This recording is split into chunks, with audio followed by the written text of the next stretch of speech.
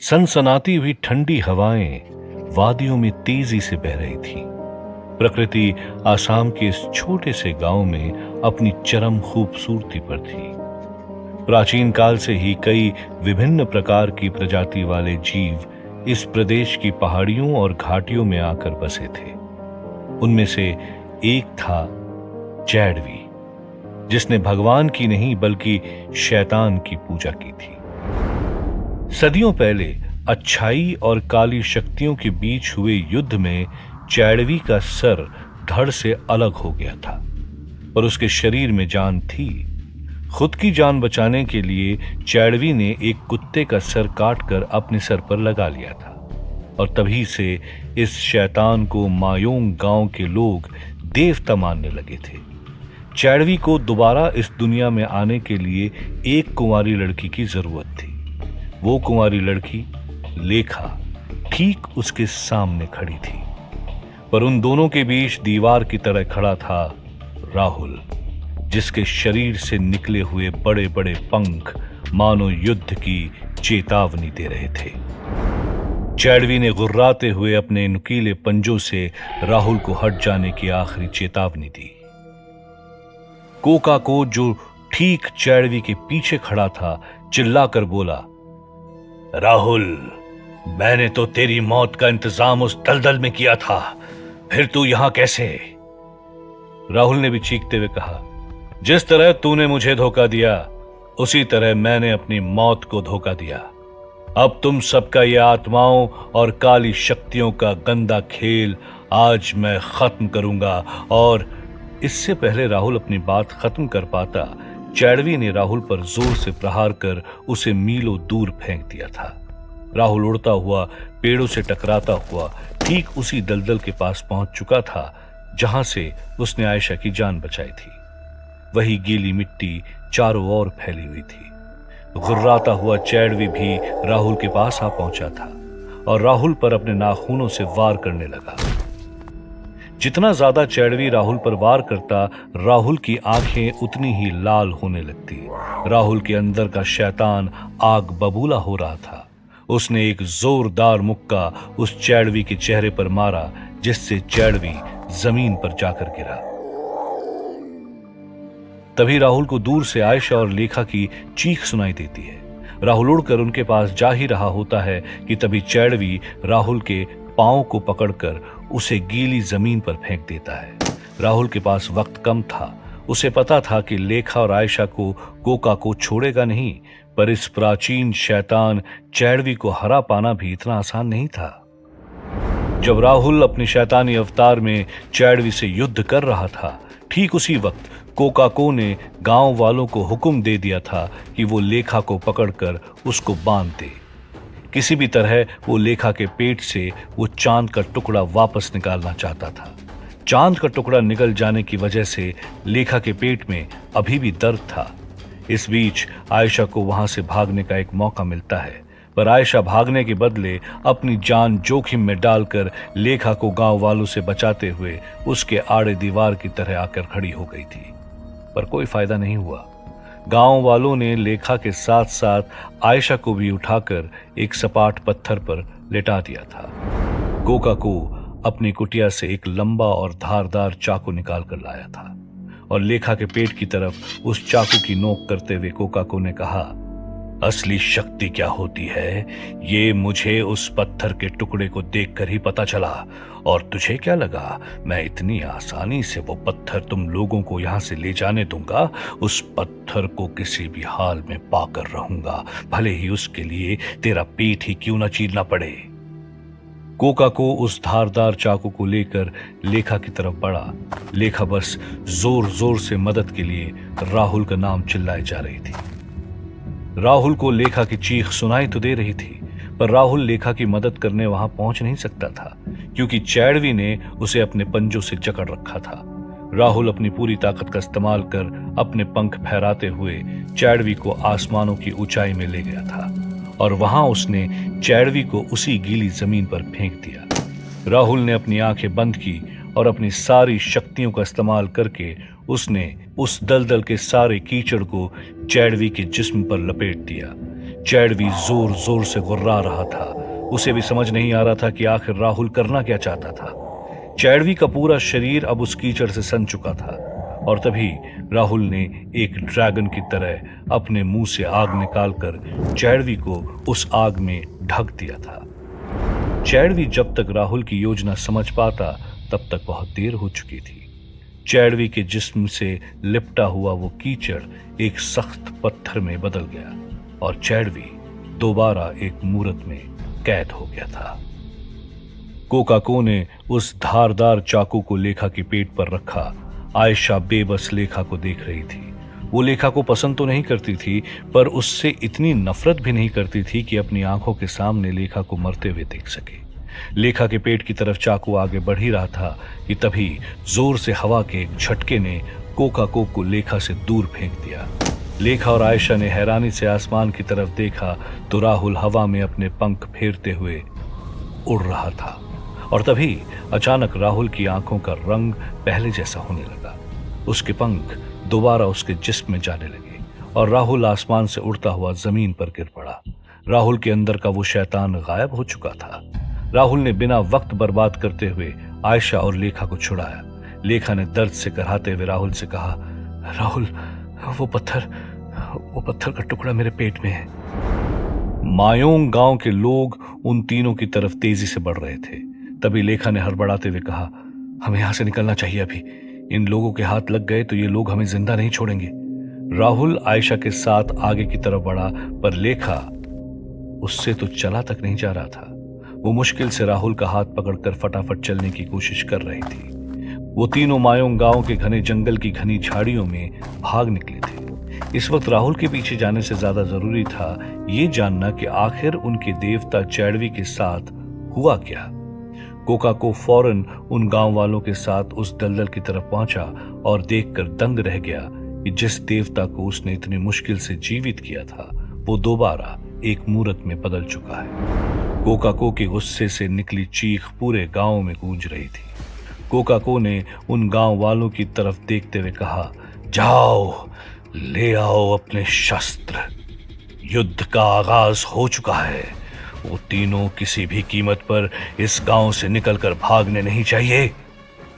कोकाको का निर्देश पाते ही गांव वाले अपने अपने घरों की तरफ जा चुके थे। कोकाको ने गुस्से में चीखते हुए कहा, अब तुझे पता चलेगा राहुल, इस गांव की असली काली शक्तियों का। लेखा भाग तो नहीं पा रही थी, पर राहुल का हाथ पकड़े वो जल्दी जल्दी चलने की कोशिश कर रही थी कि तभी एक अजीब सी आवाज ने राहुल के दौड़ते हुए कदमों को रोक दिया था और तभी जो अभी आयशा के पास थी उसमें से नरकदूत ने कहा, रुको मत, ये गांव वाले हमें किसी भी हाल में इस गांव के बाहर नहीं जाने देंगे। पत्थर हमारे हाथों लग चुका है, अब बस हमें किसी भी कीमत पर यहां से निकलना है। राहुल भागने लगा कि तभी उसे दर्द भरी आवाज सुनाई दी। ये आवाज थी लेखा की, जो दर्द से तड़प रही थी। राहुल ने लेखा को एक पत्थर पर लेटाकर पूछा, लेखा क्या हुआ? पर लेखा बस खांसे जा रही थी। पत्थर को निगलने का असर लेखा पर साफ दिखाई दे रहा था। दर्द से तड़पते हुए लेखा की आंखों में आंसू आ चुके थे। लेखा ने कहा, मुझसे और नहीं चला जाएगा राहुल। राहुल ने लेखा का हाथ पकड़कर कहा, बस थोड़ी ही दूर और लेखा, एक बार हम इस गांव से निकल गए तो ये लोग हमारा कुछ नहीं बिगाड़ पाएंगे और तुम जानती हो तुम्हारे बिना मैं यहां से नहीं जाऊंगा। राहुल की बातों ने लेखा को हिम्मत दी और जैसे ही लेखा ने दोबारा उठने की कोशिश की वो अजीब सी आवाज और पास आने लगे। राहुल ने चौंकते हुए पलट कर देखा तो 3-4 गांव वाले अजीब से पोशाक में कुछ ही दूरी पर खड़े थे। उनकी पोशाक पहाड़ी लोग जैसी लग रही थी। उनके चेहरे पर काला रंग लगा हुआ था और उनके हाथों में कोई शस्त्र नहीं बल्कि बड़ी बड़ी हड्डियां थी। उन्होंने चिल्लाते हुए कहा, कोकाको, वो मिल गए। राहुल ने चीखते हुए लेखा और आयशा से भागने के लिए कहा, पर तभी उनमें से एक गांव वाले ने अपने हाथों में पकड़ी दोनों हड्डियों को आपस में टकराया, जिससे जमीन पर कंपन होने लगी। राहुल हैरान था कि तभी उनके नीचे की जमीन धंसने लगी। राहुल लेखा को सहारा देकर वहां से भागने लगा। आयशा भी उसके पीछे ही भाग रही थी कि तभी आयशा का संतुलन बिगड़ा और वो जमीन पर गिर पड़ी। राहुल ने पलट कर देखा तो वो धंसती हुई जमीन ठीक आयशा के पांव तक आ गई थी। आयशा उस गड्ढे में गिरने ही वाली थी कि तभी राहुल ने आकर आयशा का हाथ पकड़ लिया और उसे खींचते हुए वो लोग दोबारा उन घनी झाड़ियों में गायब हो चुके थे। कोका को जब तक दूसरे गांव वालों के साथ वहां पहुंचा तब तक राहुल का वहां कोई नामो निशान नहीं था। उन गांव वालों ने कोका को बताया कि वो तीनों जंगल में कहीं छुपे हुए हैं।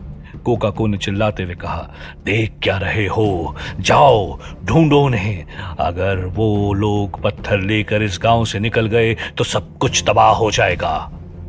कोका को की बात सुनते ही सारे गांव वाले जंगल में तितर बितर हो चुके थे। हर किसी का एक ही मकसद था, किसी भी हाल में राहुल और उन दोनों लड़कियों को ढूंढना। राहुल लेखा और आयशा को लेकर एक घनी झाड़ियों में छुप चुका था।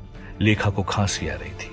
आयशा ने अपने हाथों से लेखा का मुंह ढका हुआ था ताकि उसकी आवाज किसी और को सुनाई न दे सके। आयशा ने हाँफते हुए कहा, राहुल, वैसे तो मुझे तुम्हारे अंदर का वो शैतान बिल्कुल पसंद नहीं, पर इस वक्त तुम्हें उसे बुलाना ही होगा। राहुल ने सिर हिलाते हुए कहा, मैं कब से कोशिश कर रहा हूं शैतान को बुलाने की, पर वो बाहर ही नहीं आ रहा है। जब उस शैतान का मन करता है वो मुझ पर हावी हो जाता है और जब उसकी सबसे ज्यादा जरूरत होती है वो गायब हो जाता है। आयशा ने सोचते हुए कहा, जब शारीरिक शक्तियां काम नहीं आती तो दिमाग की शक्तियों का इस्तेमाल करना चाहिए। यही हम इंसानों की सबसे बड़ी ताकत है। राहुल ने पूछा, तुम कहना क्या चाहती हो आयशा? मुझे कुछ समझ में नहीं आ रहा है। आयशा ने धीरे से कहा, रामायण पढ़ी है ना तुमने? अब वही हमें यहां से बचा सकती है। राहुल आयशा की बात सुनकर हैरान था। लेखा भी उत्सुकता से आयशा की बात सुन रही थी। आयशा ने समझाते हुए कहा, रामायण में सोने की हिरण की कहानी पता है, जिसके पीछे भगवान राम भागे थे और रावण को मौका मिल गया था मां सीता को हरण करने का। मुझे वही हिरण बनना पड़ेगा और राहुल तुम्हें रावण, तभी हम यहां से बचकर निकल सकते हैं। राहुल को आयशा की एक बात समझ नहीं आ रही थी। उसने आयशा से कहा, मुझे कुछ समझ नहीं आ रहा है, तुम बस इतना बताओ कि मुझे करना क्या पड़ेगा। आयशा ने राहुल के कंधे पर हाथ रखते हुए कहा, समझाती हूं, पर उसके लिए तुम्हें थोड़ी दूर जाना पड़ेगा। राहुल आयशा से बिना सवाल किए उन झाड़ियों के बाहर चला गया था और आयशा ने लेखा की तरफ देखते हुए कहा, अपने कपड़े उतारो। ठीक उसी वक्त कोका को अपने देवता चैडवी की मूर्ति के सामने खड़ा था और उसे घेरे हुए थे मायोंग गांव के छोटे छोटे बच्चे, जिनके माँ बाप इस वक्त राहुल की तलाश जंगलों में कर रहे थे। उन सभी बच्चों के हाथ में अजीबो गरीब जानवरों और इंसानों की हड्डियां थी। कोकाको ने बच्चों को संबोधित करते हुए कहा, देवता चैडवी को दोबारा जीवित करने का एक ही रास्ता है। हमें रात होने से पहले इनके सर पर दोबारा उस पत्थर के टुकड़े को स्थापित करना होगा और उन तीनों के खून से सींच कर ही देवता पुनः जीवित होंगे।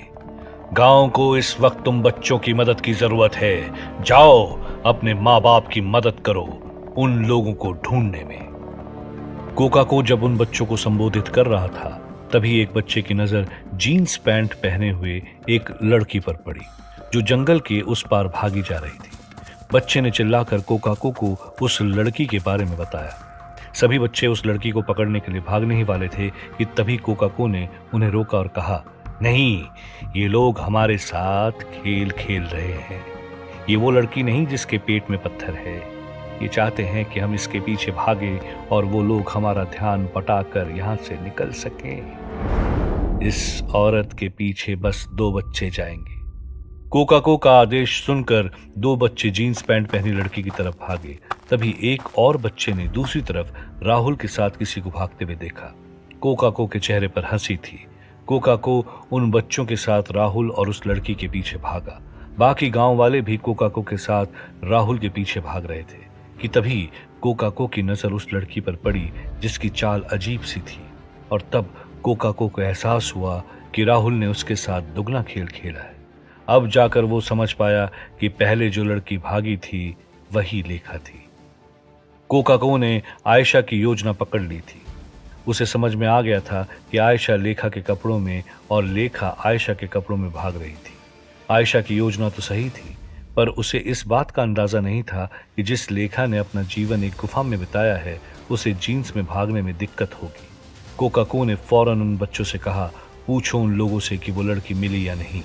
बच्चों ने अपने हाथ में ली हड्डियों को आपस में टकराना शुरू किया और एक तरंग की तरह उन हड्डियों से निकल रही आवाज दूसरे बच्चों तक पहुंची जो इस वक्त लेखा के पीछे पड़े थे।